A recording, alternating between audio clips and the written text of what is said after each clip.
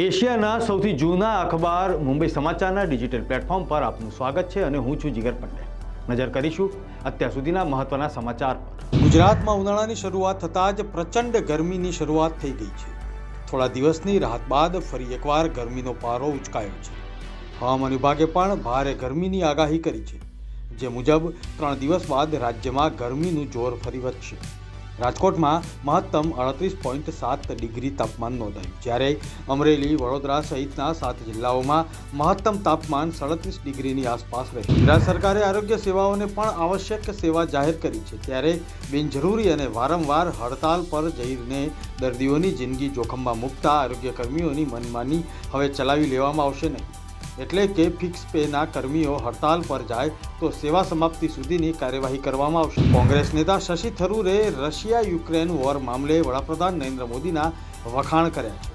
તેમણે કહ્યું કે રશિયા-યુક્રેન યુદ્ધ મુદ્દે ભારતના વલણનો વિરોધ કરીને હું મૂર્ખ બન્યો છું.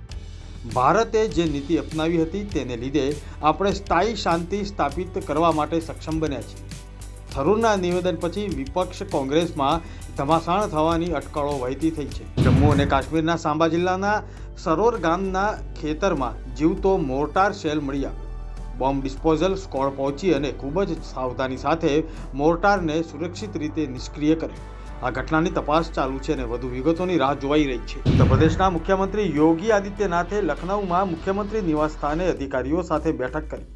આ બેઠક સમાજ કલ્યાણ વિભાગ દ્વારા વિવિધ પ્રોજેક્ટ્સ પર પ્રસ્તુતિની સમીક્ષા કરવા માટે યોજાઈ. મહારાષ્ટ્રના નાગપુરમાં સોમવારે હિંસા થઈ હતી, ત્યાં શંકાસ્પદો માટે પોલીસે શોધખોળ ચાલુ કરી છે. કેન્દ્રીય મંત્રી નીતિન ગડકરી સંસદની મુલાકાત લેવા માટે હાઇડ્રોજનથી ચાલતા વાહનનો ઉપયોગ કરી રહ્યા છે. તેમણે જણાવ્યું કે આ કારનું નામ મિરાઈ છે, જે જાપાની શબ્દ છે જેનો અર્થ ભવિષ્ય થાય છે. આપણા ભવિષ્યનું બળતણ હાઇડ્રોજનમાં છે. હાલમાં આપણે એક એવો દેશ છે જે ઉર્જાને આયાત કરી રહ્યો છે. ભવિષ્યમાં આપણે ઉર્જા નિકાસ કરતો દેશ બનીશું. ગુજરાતમાં દરરોજ 27 લાખ પ્રવાસીઓ એસટીમાં મુસાફરી કરી રહ્યા છે. જીએસઆરટીસીએ 6000 મુસાફરોને કુંભ યાત્રા કરાવી.